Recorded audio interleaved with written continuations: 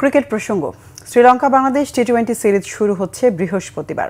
ক্যান্ডির পাল্লিকেলেতে match শুরু হবে বাংলাদেশ সময় সন্ধ্যা 7:30টায়। শ্রীলঙ্কা সফরে 2 টেস্ট সিরিজে 1-0 হেরেছে বাংলাদেশ। এরপর 3 ম্যাচ ওয়ানডে সিরিজেও 2-1 হেরেছে টাইগাররা। এবার 3 ম্যাচ টি-20 সিরিজে মুখোমুখি হচ্ছে দুই দেশ। গত কয়েক মাস ধরেই বাংলাদেশ ক্রিকেট দলের পারফরম্যান্স নিম্নমুখী।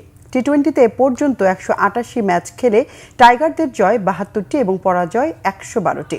শ্রীলঙ্কার বিপক্ষে এর আগে 17 ম্যাচ খেলে জয় 6টিতে এবং পরাজয় 11টিতে। টি-20 সিরিজে বাংলাদেশ দলকে নেতৃত্ব দেবেন লিটন দাস। পারফরম্যান্সের ধারাবাহিকতা না থাকায় প্রথম ওয়ানডে খেলার পর দল থেকে বাদ পড়েছিলেন। 16 সদস্যের দলে ব্যাটিংয়ে নাইম শেখ, অলরাউন্ডার সাইফুদ্দিন ও মাহাদি হাসান এবং স্পিনার নাসুম আহমেদকে রাখা হয়েছে। তবে টি-20তে দলে রাখা হয়নি নাজমুল শান্ত এবং ফাস্ট বোলার নাহিদ রানাকে।